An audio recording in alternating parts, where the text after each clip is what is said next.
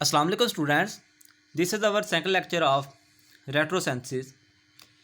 Student, हमने जो पिछला लेक्चर था उसमें मैंने आपको 4 एग्जांपल करवाई थी रेट्रोसेंसिस के रिलेटेड। अब हम जो हमारा सेकंड लेक्चर है इसमें हम एक और एग्जांपल देखते हैं रेट्रोसेंसिस के रिलेटेड कि हमारे पास एक कंपाउंड है जिसके ऊपर एक NH2 ग्रुप लगा हुआ है और एक OCH3 ग्रुप, एक कार्बोक्सिलिक एसिड ग्रुप लगा हुआ है। इसमें हम क्या करते हैं, सबसे पहले इसकी हम FGI करवाते हैं, अब फंक्शनल ग्रुप इंटर कन्वर्जन। जब ये करवाते हैं तो हमारे पास जो NH2 है ये नाइट्रो ग्रुप NO2 में चेंज हो जाएगा और हमारे पास जो OCH3 है, मेथॉक्सी है, उसको हमने पहली भी एग्जांपल में देखा था कि हम उसको क्या करते हैं, OH में चेंज कर लेते हैं। इसके बाद हम सिंपल क्या करते हैं, CN करते हैं, मतलब कि कार्बन टू नाइट्रोजन जो बॉन्ड है उसको ब्रेक करते हैं, हमारे पास सैलिसाइलिक एसिड की फॉर्मेशन हो जाती है। अब सैलिसाइलिक एसिड जो हमारे पास बन गया है, इससे हम अपने प्रोडक्ट बनाना चाह रहे हैं जो हमने जिससे हमने रेट्रो की थी। अब हम उसकी तरफ आते हैं, सेंसिस की तरफ। तो आप देखें कि हमारे पास सबसे पहले क्या है कि हमारे पास OH ग्रुप और सैलिसाइलिक एसिड लिया, उसकी हमने नाइट्रेशन करवाई। अब जो नाइट्रेशन है, जो कार्बोक्सिलिक एसिड ग्रुप है वो है मेटा डायरेक्टिंग और जो हाइड्रोक्सी ग्रुप है वो है आर्थो पैरा डायरेक्टिंग। और जो ग्रुप है जो हमारा नाइट्रेशन NO2 आएगा वो कहाँ पे आएगा, वो हमारे पास जो कार्बोक्सिलिक एसिड की वजह से मेटा पोजीशन और जो हाइड्रोक्सो ग्रुप की वजह से पैरा पोजीशन है उस पर आके अटैच होगा, NO2 बन जाएगा। लेकिन हमें नाइट्रो ग्रुप किसी और जगह पे चाहिए तो हम क्या करते हैं, सबसे पहले इसकी रिडक्शन करवाते हैं।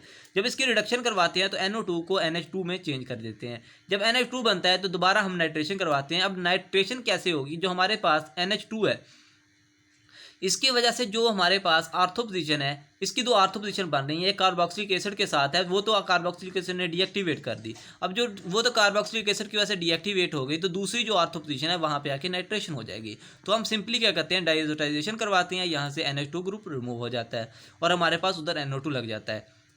अब नेक्स्ट टाइम में हम क्या करते हैं कि MESO4 को Me2SO4 को ऐड करते हैं, तो हमारे पास जो हाइड्रोक्सल था उसको हम मेथॉक्सी में चेंज कर लेते हैं। उसके बाद हम रिडक्शन करवाते हैं सिंपली और हमारे पास हमारा जो प्रोडक्ट था जो हमने जिसकी हम रेट्रो की थी वो फॉर्म में हो जाता है।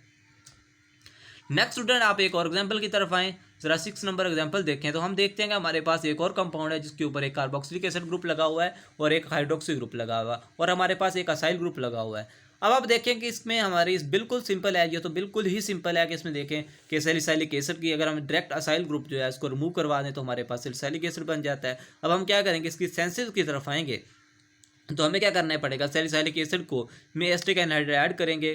तो हम क्या उस पर जो हमारे पास हाइड्रोक्सिल ग्रुप है उसको पहले प्रोटेक्ट कर लेंगे, उसके प्रोटेक्शन के बाद हम इसकी असाइलेशन करवा देंगे, फ्रेडल क्राफ्ट असाइलेशन, तो हमारे पास हमारा प्रोडक्ट बन जाएगा। स्टूडेंट, नेक्स्ट एक और एग्जांपल की तरफ आएँ। हम देखते हैं कि हमारे पास 7 नंबर जो हमने एग्जांपल ली उसमें एक ग्रुप लगा हुआ है OET, एक लगा हुआ है NO2 और एक हमारे पास CH2Cl ग्रुप लगा हुआ है। इसके भी हम देखते हैं कि दो पाथवे हो सकते हैं कि पहले हम नाइट्रो ग्रुप रिमूव करवा दें, उसके बाद हम क्या करें, इसका जो CH2Cl ग्रुप है इसको रिमूव करवा दें। तो हमारे पास दूसरा क्या हो सकती है कि हम पहले CH2Cl ग्रुप को रिमूव करवा दें, उसके बाद NO2 ग्रुप को रिमूव करवा दें। अब स्टूडेंट देखें कि हमारे पास कौन सा पाथवे सही होगा कौन सा नहीं। अगर हम क्या करते हैं कि इसकी सेंसिस की तरफ देखें तो हम पहले जिसको हम सबसे पहले एंड पे रिमूव करवाएंगे उसको सबसे पहले ऐड करना पड़ेगा। तो अगर हम CH2Cl को एंड पे जो हमारा एज पाथवे उसको की तरफ जाते हैं तो हम क्या करेंगे, जब सेंसिस में आएंगे तो सबसे पहले CH2Cl ग्रुप यहाँ पे ऐड करवाएंगे।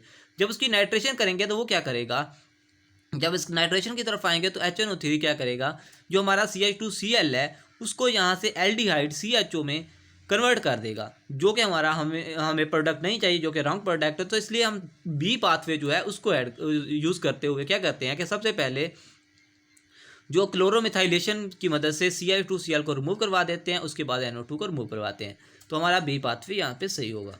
तो अब देखिए इस सेंसिस की तरफ हम सबसे पहले क्या करेंगे, नाइट्रेशन करवाएंगे। नाइट्रेशन क्या करेगी, अब NO2 ग्रुप यहाँ पे ऐड हो गया है, NO2 क्योंकि मेटल डायरेक्टिंग है तो हम क्या करेंगे, यहाँ पे इसके CH2O HCl और जिंक क्लोराइड की मौजूदगी में रिएक्शन करवाएंगे तो हमारे पास ये मेटा पे एक प्रोडक्ट लग जाएगा। NO2 की मदद से जो मेटा है OET की तरफ से जो आर्थो पोजीशन है उस पर आके हमारा CH2Cl ग्रुप ऐड हो जाएगा। ये हमारा प्रोडक्ट था।